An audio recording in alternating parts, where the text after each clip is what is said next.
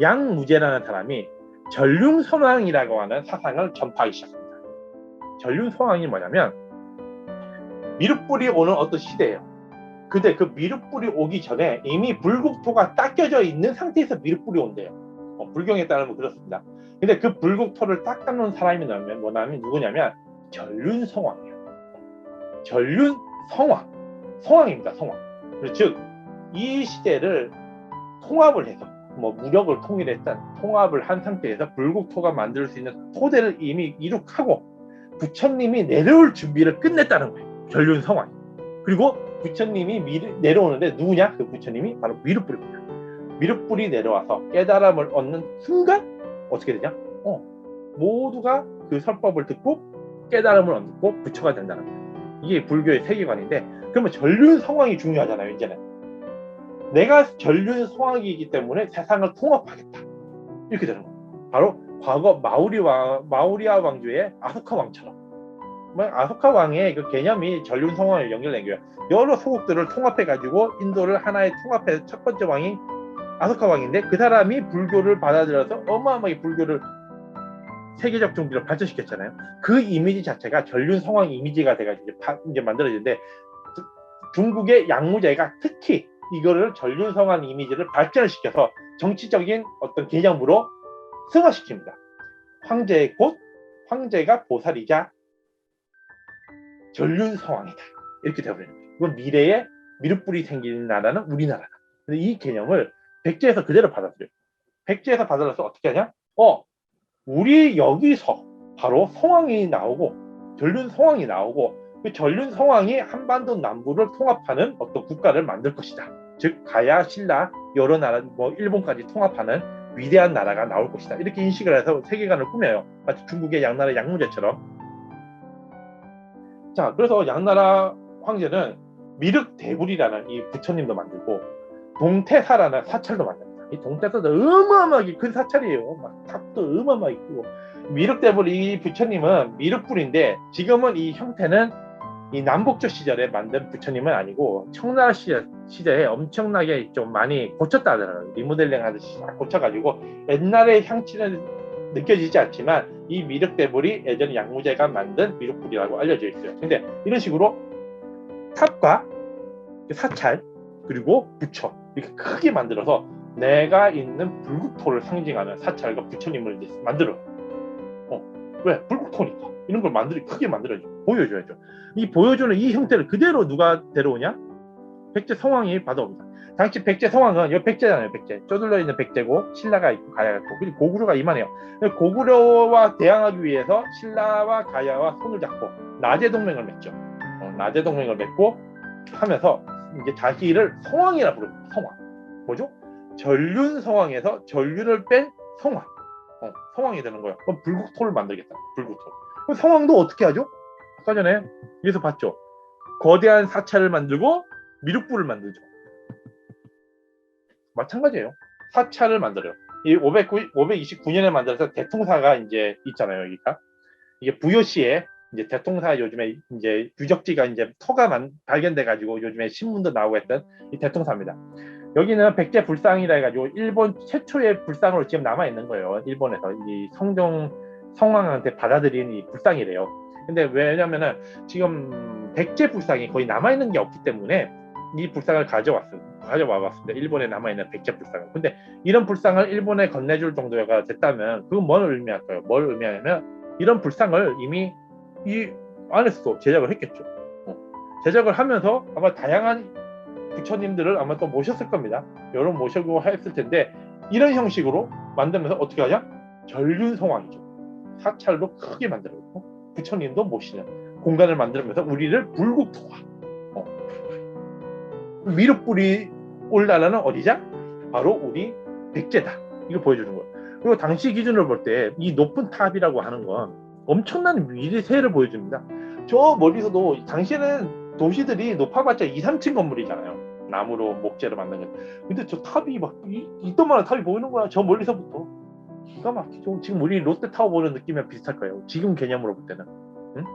근데 그 탑이 백제도 이렇게 만들어봐요. 어마어마하겠죠. 놀라겠죠. 이게 다 중국에서 기술을 받아들여서 만든 거잖아요. 당시에 백제인들뿐만 아니라 백제를 방문한 가야 신라인들도 이 탑을 보면 어떻게 되죠? 백제의 위용에 놀라는 거죠. 근데 그 안에 들어가니까 살아있는 듯한 사람 형태를 조각을 만들어 놓고 또 금칠을 하고 보여주는 겁니다.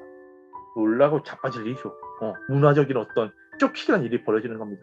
이런 형태로 보여주면서 성왕으로서 이 한반도 남부와 일본까지 통합하는 전륜 성왕에서 어떤 의식을 보여준 거예요. 그러나 성왕이 어떻게 되냐? 나제 동맹이 붕괴되면서 이제 전사하게 돼요.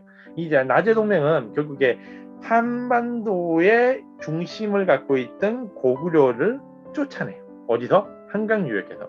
한강유역에서 쫓아내고 이 지역을 백제와 신라가 골고루 가져가는 요거를 작전을 짠 거예요, 성왕이. 근데 어떻게 되죠? 신라가 우리는 한강 상류를 가져봤자 의미 없다는 거야. 하류를 가지겠다는 거야.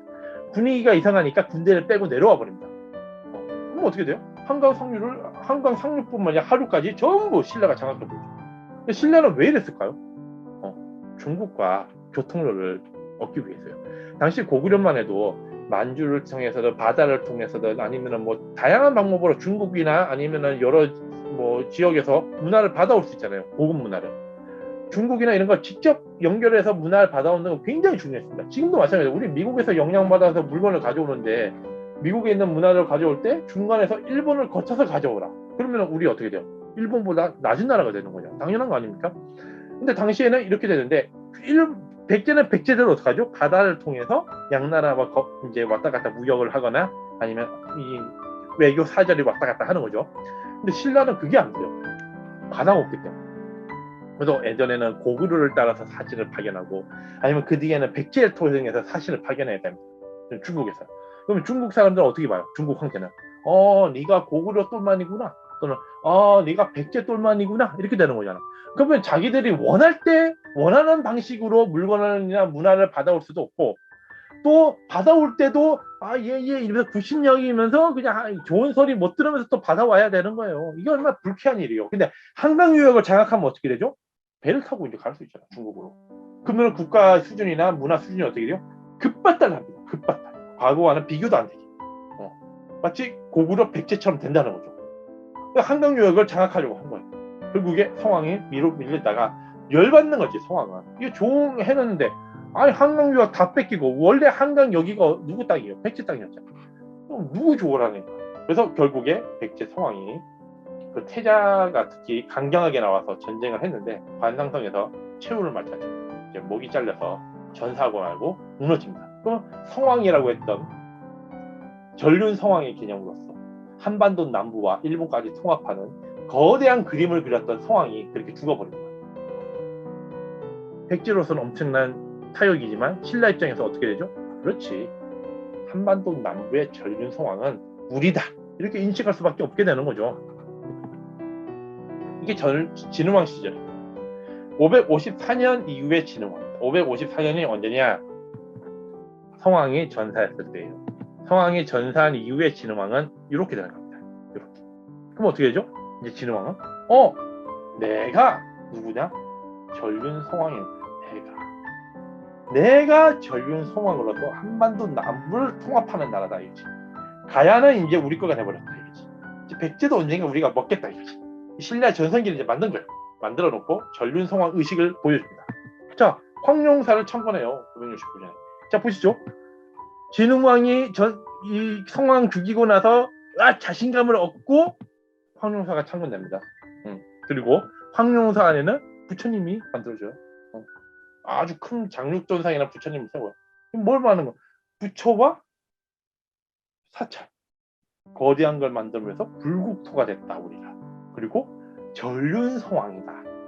전륜성왕을 통해서 이곳에 바로 미륵이 나오고 부처님이 탄생할 것이다. 이렇게 됩니다.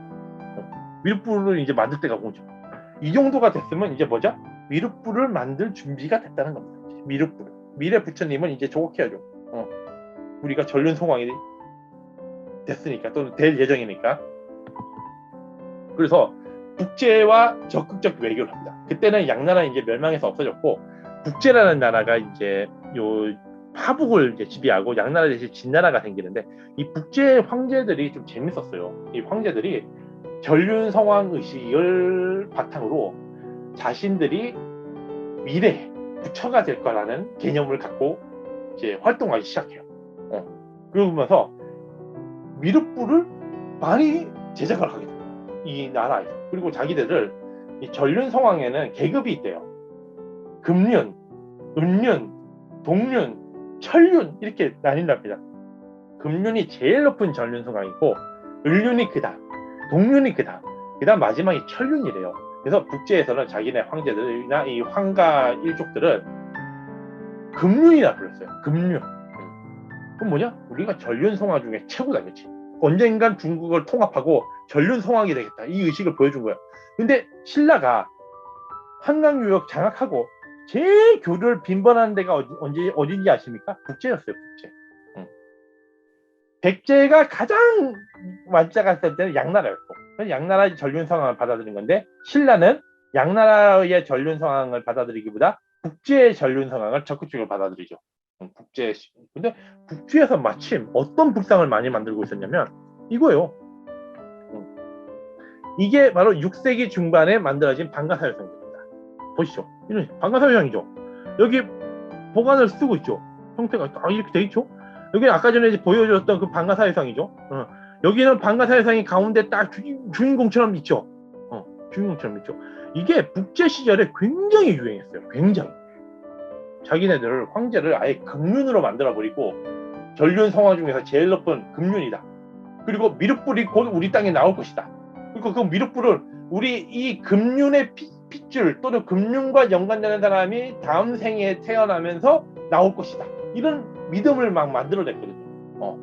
약간 요걸 좀 쓰면 약간 이단 형식의 불교가 이제 만들어진 느낌이기도 한데, 그런 식으로 하면서 이런 불상들이 엄청 많이 만들어져요. 엄청 많이.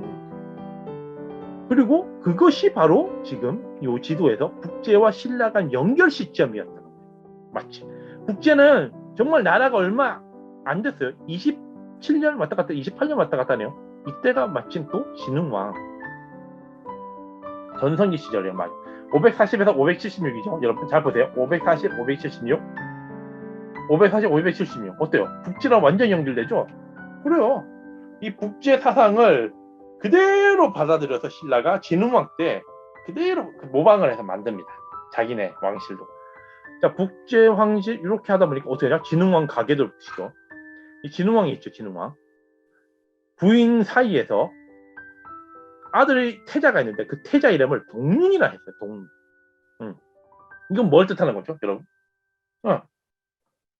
북제 황제가 금륜이니까 우리는 신라요, 한반도 요 정도 통합하고 가야까지 통합한 나라니까 동륜이야, 동륜. 그래서 나는 이 정도 했고, 나 죽고 우리 동륜이가 황제 이제 왕이 되면 뭐가 된다? 그렇지, 한반도 남부를 통합해 백제까지 통합하는 동륜 서왕 중에서 동륜 정도 될 것이다. 동륜이라 이름을 지은 거예요. 그리고 이걸 바탕으로 어떻게 하냐? 우리도 부처님의 일가다, 이렇게 인식을 하면서 미운 미래에 우리 일족에서, 우리 핏줄에서 부처님이 탄생할 것이다, 이런 믿음을 가지게 됩니다. 이런 믿음을 가지게 돼요. 그래서 이 진평왕 이름은 아예 부처님 아버지 이름으로, 진평왕 부인 이름은 부처님 어머니 이름으로 만들어요. 그런데 이 사이에는 아들이 탄생하지 않고 결국 선덕여왕이 탄생하죠. 그래서 이렇게 보시면, 자, 전륜성왕 인식을 갖고 북제에서 열심히 방가사유상을 만든 거 아까 보셨죠. 근데 국보 78호 방가사유상이 북제 시절에 만든 방가사유상을 그대로 닮았어요. 자, 보시죠. 북제 시절에 만든 방가사유상이에요. 요 방가사유상. 근데 요 방가사유상 어때요? 보관을 쓰고 있죠.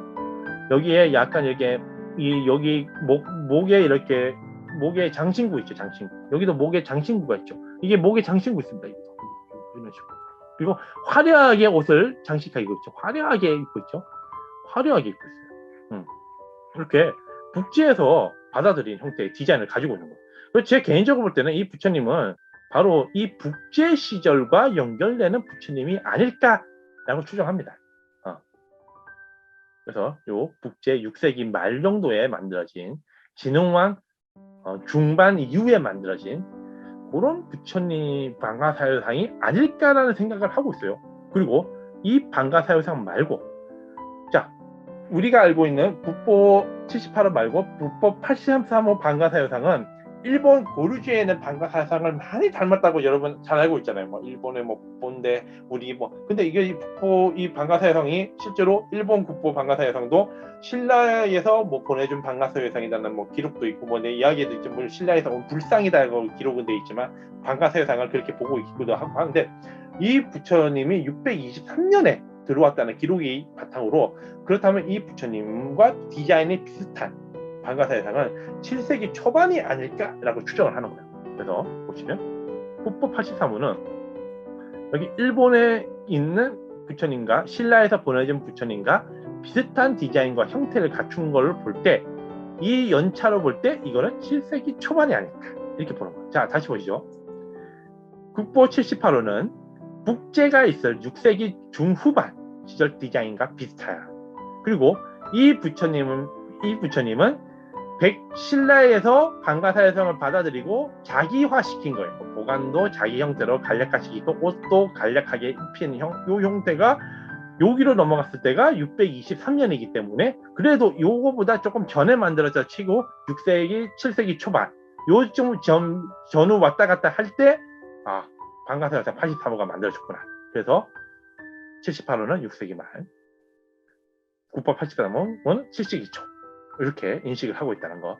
그래서 6세기 중반은 7세기 초 이렇게 인식하고 있다는 거. 이렇게 인식하면 된다. 그래서 전체적인 불교의 흐름을 보면은 우리가 인도에서 미륵불이 만들어지고 그 미륵불이 연결돼 가지고 전륜송왕이라는 의식과 함께 미륵불이 크게 번성을 하면서 중국에서 있는 그 영향력을 한반도에서 받아들이면서 방가사유상이 만들어졌고, 그 방가사유상이 일본으로도 건너갔고, 이렇게 그림을 그리면 됩니다. 어때요?